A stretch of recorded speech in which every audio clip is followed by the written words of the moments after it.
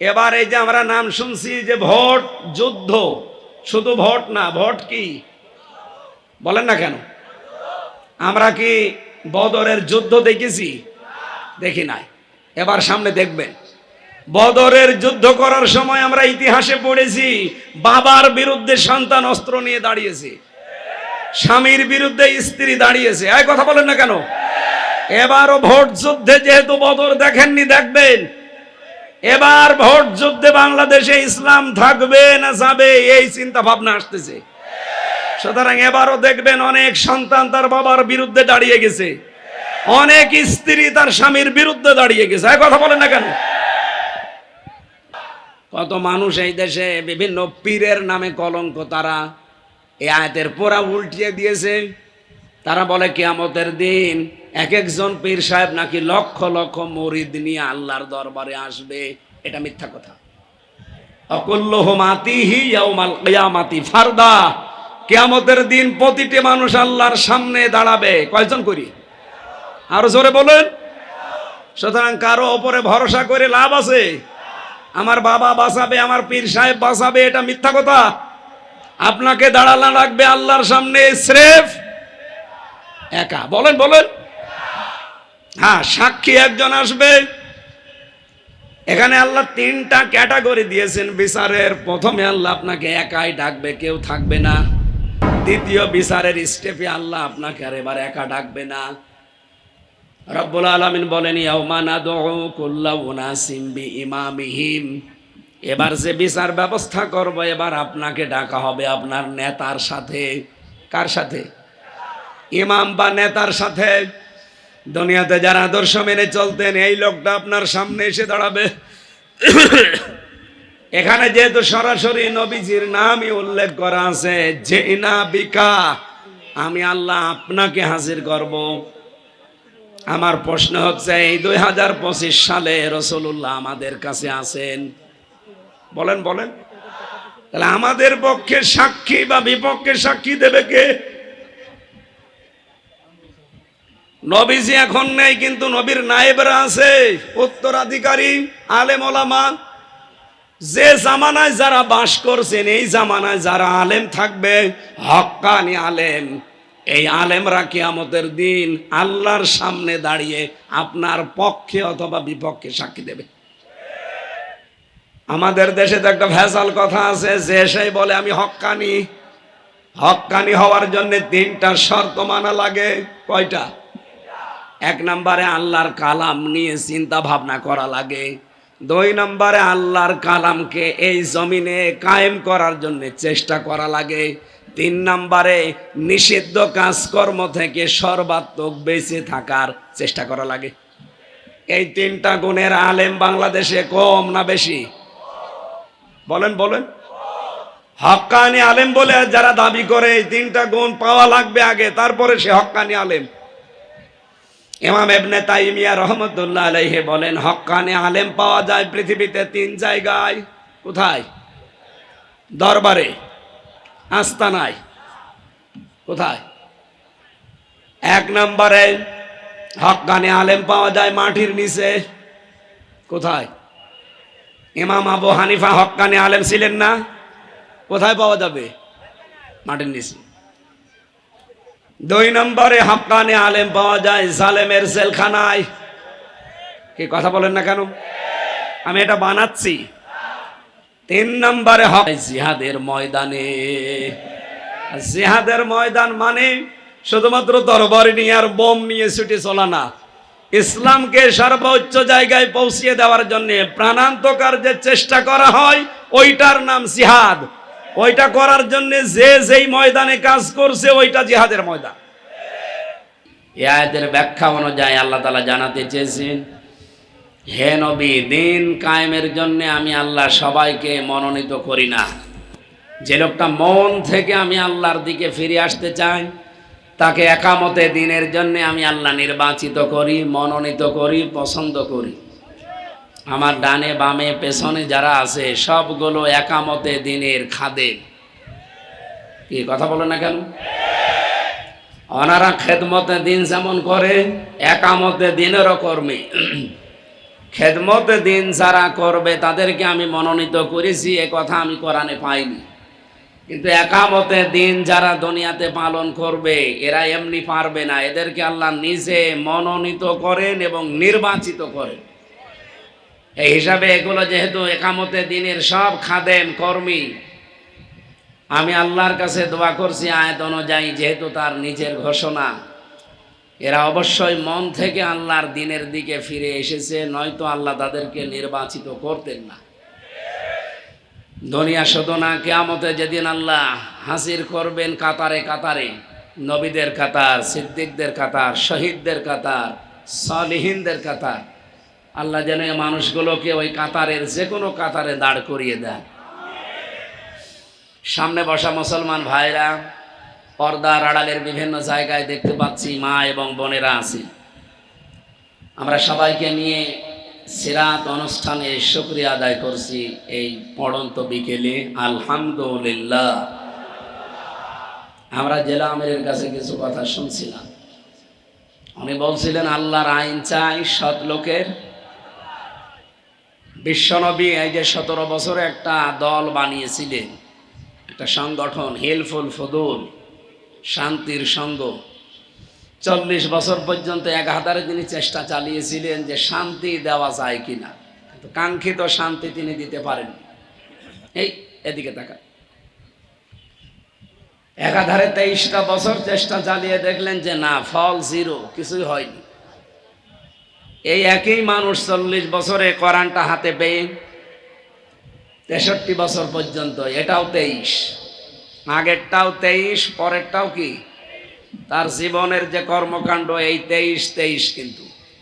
আর আগে যে 17 বছর পর্যন্ত উনি এরকম কোনো কাজে আঞ্জাম দিয়েছেন আমরা ওগুলো পাইনি। ছোটখাটো কাজ তিনি করেছিলেন, 17 বছর থেকে সংগঠনের মাধ্যমে তৈরি করে চেষ্টা চালিয়েছেন একাধারে 23 বছর, তো শান্তি হয়নি।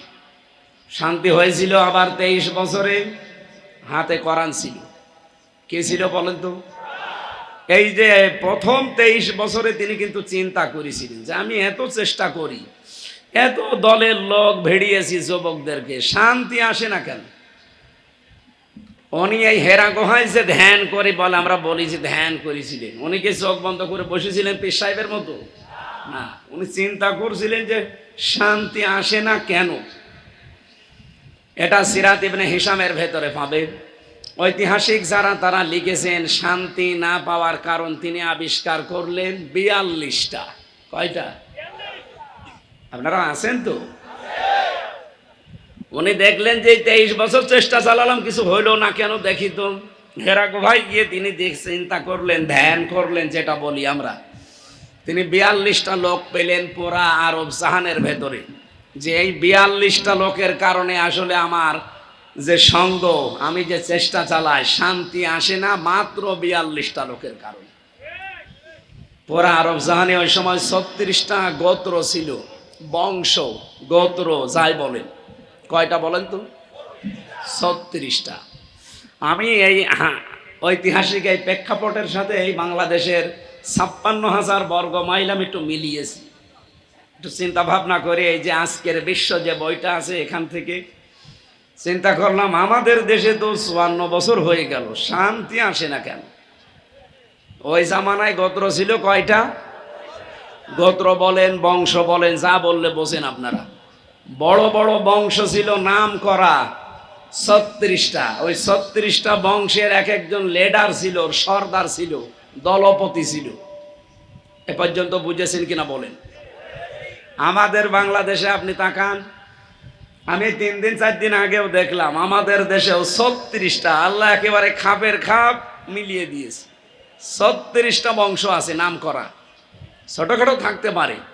আমি সেদিন লিখেছিলাম, আমার নিজেরটা দিয়েই শুরু করেছি, সর্দার বংশ, আমারটা সর্দার বংশ।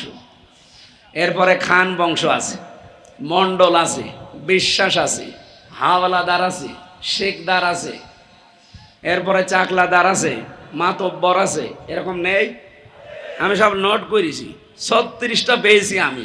ছোটখাটো আরো থাকতে পারে, কিন্তু ইতিহাসের সাথে বাংলাদেশের 56,000 বর্গ মাইলের 630টা থানা, 64টা জেলা, মিলে যাচ্ছে। 36টা মনে করেন এলাকা আছে নাম করা, জেলা না, 2-3 জেলা মিলে একটা এলাকা হতে পারে। 2-3 জেলা মিলে একজন নেতা, একজন অভিভাবক, একজন লিডার, একজন যাই বলেন দলপতি, এরা থাকতে পারে। আমাদের কুষ্টিয়া জেলাতে নাম করা মানুষ ছিল, জাতীয় ফিগার যারা ন্যাশনাল ফিগার বলা হয়, 2 জন। ইনু সাহেবকে অন্তত চেনে মানুষ, শুধু আমাদের জেলার লোক না, বাংলাদেশ সহ বিশ্বের বিভিন্ন জায়গায় হাসানুল হক ইনু এই নামটা জানে সবাই। উনি একটা জাতীয় ফিগার, কথা বলেন না কেন? আর একজন ছিল মাহবুবুল আলম হানিফ, এটাও ন্যাশনাল ফিগার। যদিও ওনারা বিশ্বে ওইভাবে না চিনলেও অন্তত বাংলাদেশের মানুষ চিনি। আমি ওখানে দেখলাম আরো 3টা জাতি ছিল, প্রতিষ্ঠিত জাতি পুরা আরব জাহানে। একটা ছিল ইহুদি, একটা নাসারা, আর একটা মুশরিক। আর একটা জাতি ছিল নিভু নিভু অবস্থায় হানিফ। হানিফ মানে হানিফ না, হানিফ একটা গোত্রের নাম, হানিফ, হানিফ গোত্র। ওই জামানায় 3 জন জাতীয় নেতা ছিল।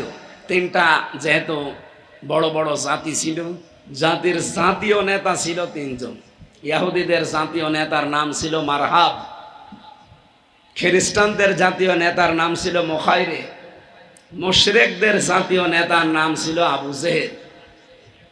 আমি পুরা আরব জাহানের ভেতরে 3 জন জাতীয় নেত্রীর নাম পেয়েছি। একজন আবু জেহেলের স্ত্রী নাকেরা, আবু সফিয়ানের স্ত্রী হিন্দা, আর আবু লাহাবের স্ত্রী উম্মে জামিল। 36, 3 আর 3 6, কত হয় বলেন বলেন? নবীজি 23 বছরের পরে ধ্যান করে দেখলেন যে এই 42 জনের কারণে এই দেশে শান্তি আসে। যত অপকর্মের মূল হোতা এই 42 জন।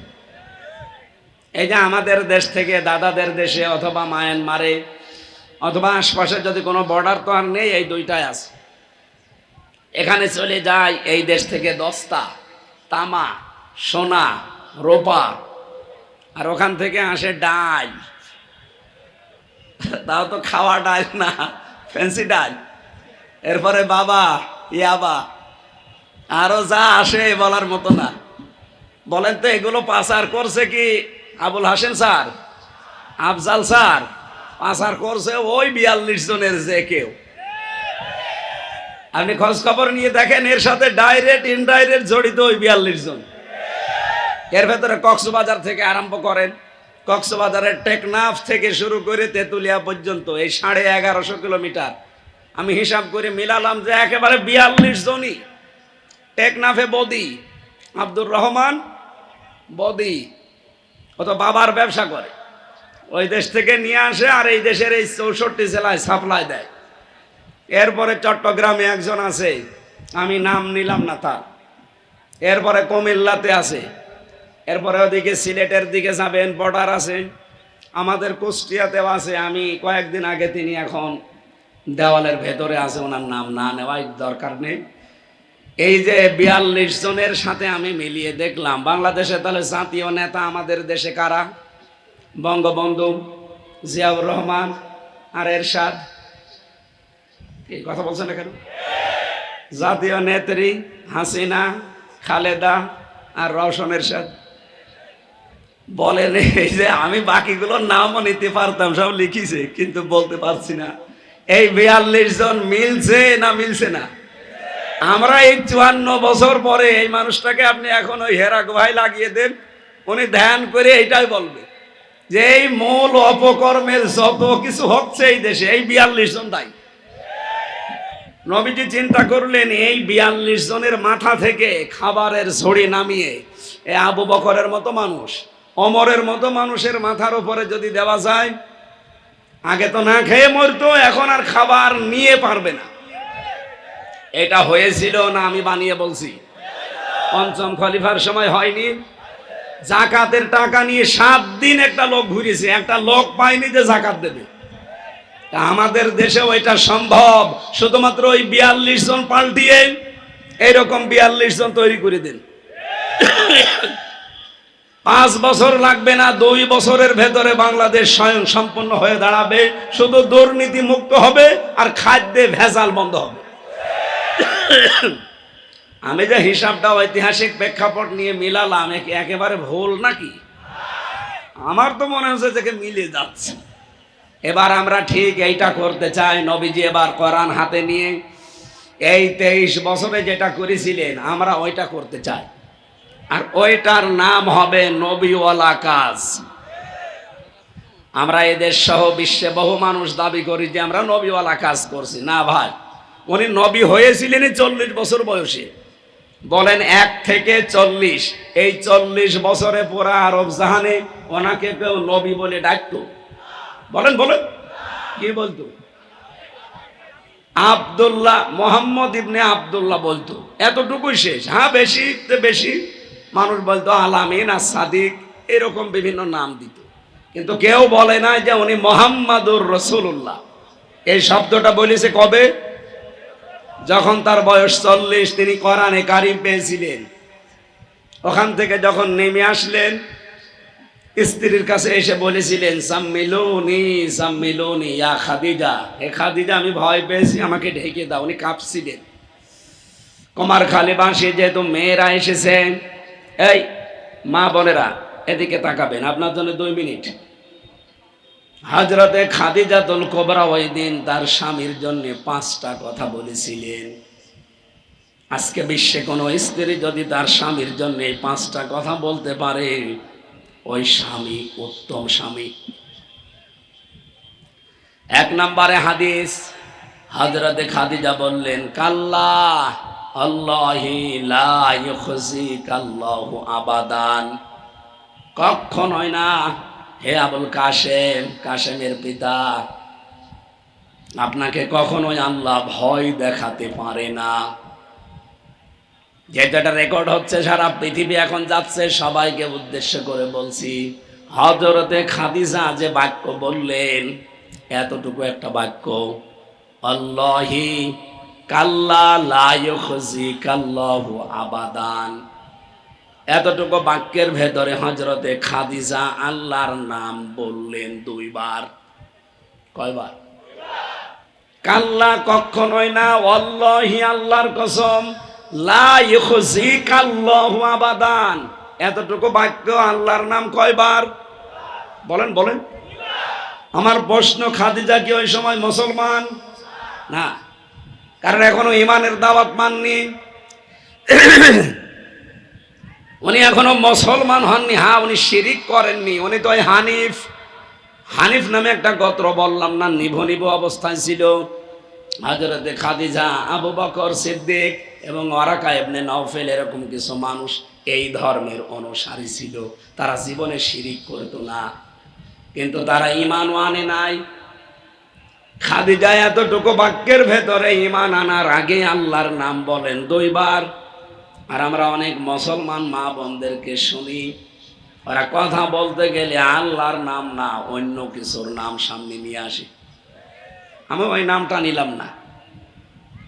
আপনি খাদিজার এখান থেকে শিক্ষা নিতে পারেন না। স্বামীকে অভয় দিতে গিয়েও তিনি একটা বাক্যে 2 বার আল্লাহর নাম বললেন। এই হাদিসের ব্যাখ্যাকার যারা, তারা জানাতে চেয়েছেন যে কোনো মানুষ যেন কথা বলতে গেলে আল্লাহর নাম বেশি বলে। আপনি সৌদি আরবে সেই দেখবেন, কেউ কথা বললে আগে আল্লাহর নাম নিয়ে আরম্ভ করেন। কোন জায়গায় যদি জিজ্ঞাসা করেন কেমন আছেন, আমরা তো বলি ভালো আছি আলহামদুলিল্লাহ, ওরা ওই ভালো আছে আলহামদুলিল্লাহ কমপক্ষে 3 বার বলে। প্রশংসা যত বেশি হবে আপনার জীবনে, নিয়ামত আল্লাহ তত বেশি বৃদ্ধি করবে।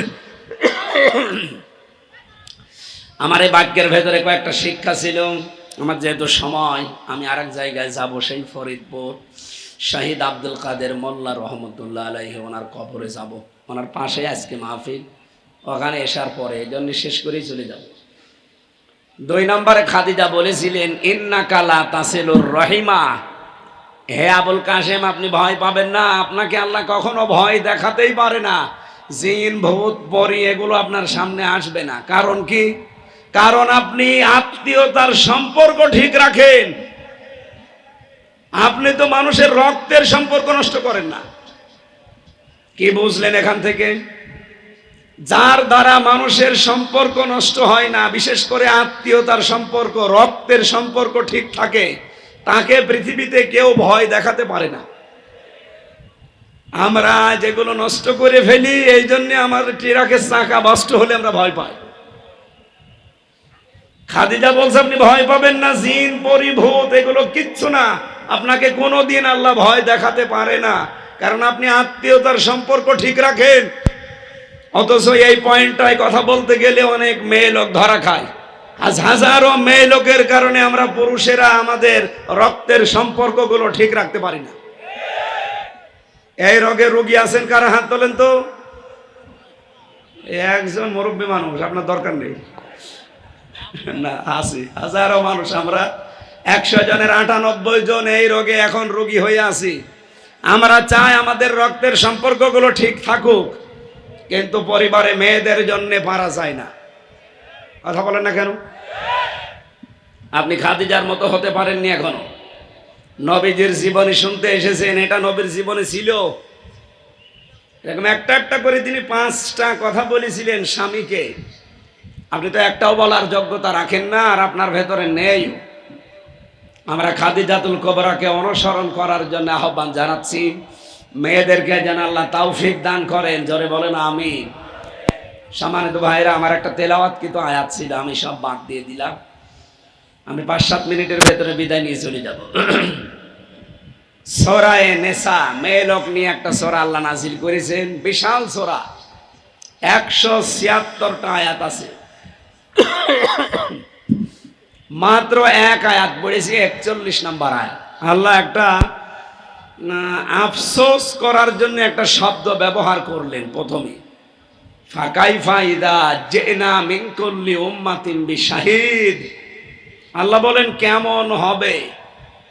এদিকে তাকান, যেহেতু এখানে আলেম ওলামা আছে, এই শব্দটা নিয়ে আরো চিন্তা ভাবনা করবে। আল্লাহ বক্তব্য শুরু করার আগেই যে শব্দ দিয়েছেন, আমি বালাগাত মান থেকে পড়েছি, সব চাইতে আশ্চর্য শব্দ হচ্ছে এই কাইফা।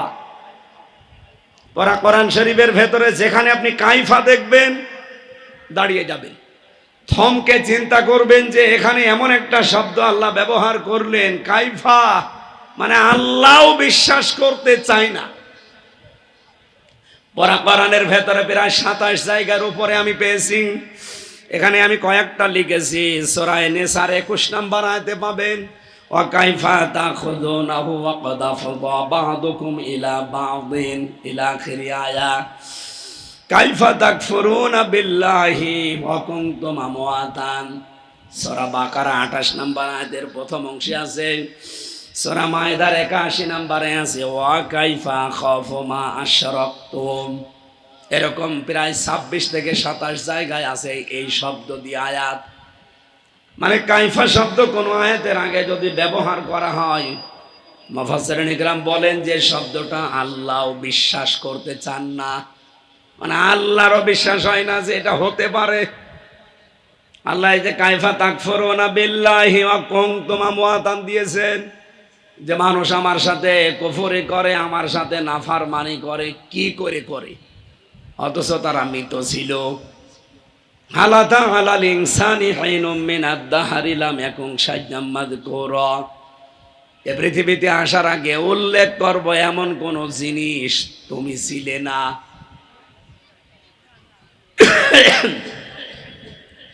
তার মানে আপনি আলোচনার কোন বস্তু ছিলেন না। এখন আপনি আমির হামজা হয়ে চেয়ারে বসে আল্লাহর নাফরমানি করেন, আল্লাহর সাথে কুফরি করেন। করেন কি করে? আল্লাহর বিশ্বাস হয় না, এই জন্য আল্লাহ আয়াত শুরু করেছেন কাইফা শব্দ দিয়ে।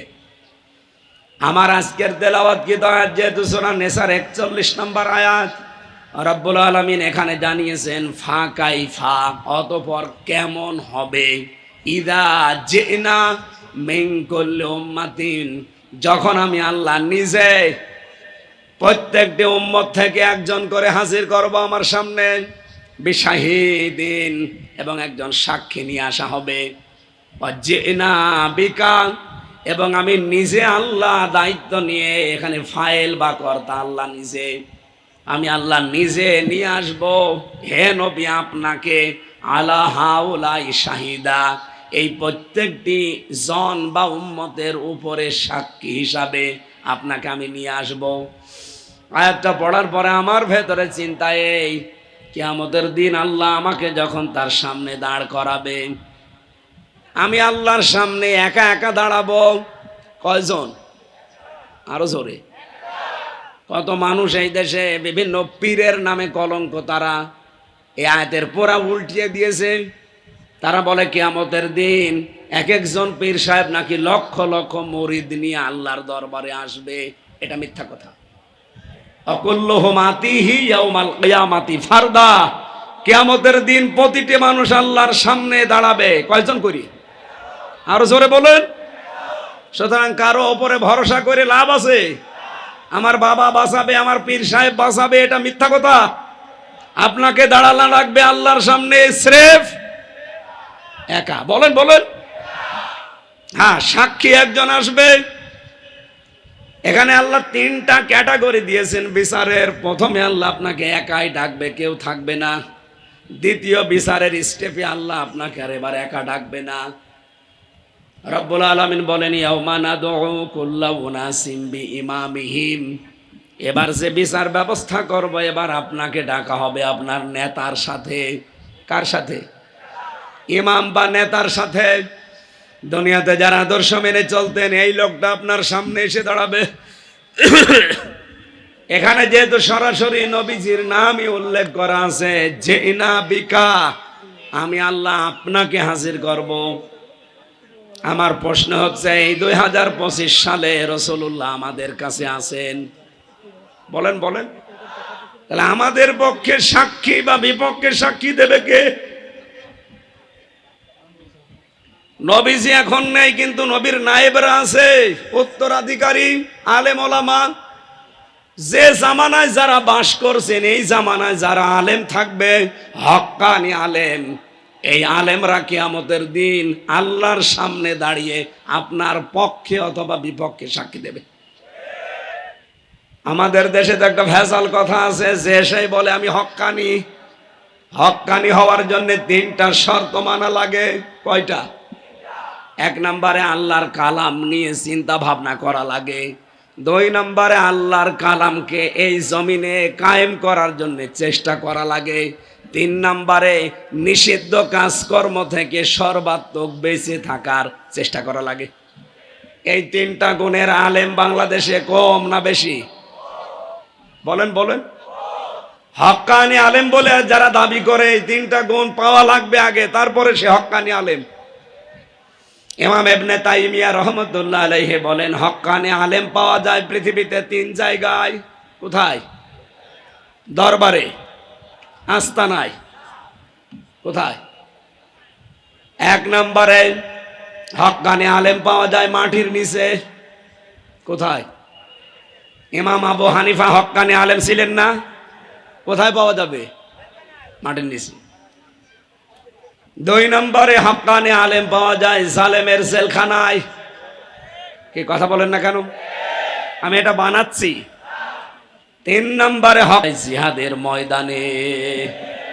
জিহাদের ময়দান মানে শুধুমাত্র তরবারি নিয়ে আর বোম নিয়ে ছুটে চলা না। ইসলামকে সর্বোচ্চ জায়গায় পৌঁছিয়ে দেওয়ার জন্য প্রাণান্তকার যে চেষ্টা করা হয়, ওইটার নাম জিহাদ। ওইটা করার জন্য যে যেই ময়দানে কাজ করছে, ওইটা জিহাদের ময়দান। এবার এই যে আমরা নাম শুনছি যে ভোট যুদ্ধ, শুধু ভোট না, ভোট কি বলেন না কেন? আমরা কি বদরের যুদ্ধ দেখেছি? দেখি নাই। এবার সামনে দেখবেন। বদরের যুদ্ধ করার সময় আমরা ইতিহাসে পড়েছি, বাবার বিরুদ্ধে সন্তান অস্ত্র নিয়ে দাঁড়িয়েছে, স্বামীর বিরুদ্ধে স্ত্রী দাঁড়িয়েছে। এই কথা বলেন না কেন? এবারও ভোট যুদ্ধে, যেহেতু বদর দেখেননি, দেখবেন। এবার ভোট যুদ্ধে বাংলাদেশে ইসলাম থাকবে না যাবে, এই চিন্তা ভাবনা আসতেছে। সুতরাং এবারও দেখবেন অনেক সন্তান তার বাবার বিরুদ্ধে দাঁড়িয়ে গেছে, অনেক স্ত্রী তার স্বামীর বিরুদ্ধে দাঁড়িয়ে গেছে। এই কথা বলেন না কেন?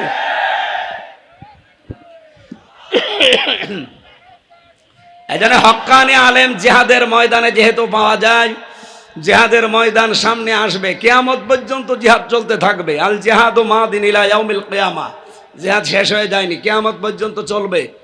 হয়তো সামনে বদর আসতে পারে, উহুদ আসতে পারে, খন্দক আসতে পারে, আসতে পারে না? বদর যদি আসে থাকবেন তো বদরের ময়দানে। খন্দক যদি আসে, খন্দকের কাজ কি ছিল? মদিনাকে রক্ষা করা। আমাদের এই দেশকে এবার রক্ষা করার প্রাণান্তকার চেষ্টা আসতেছে।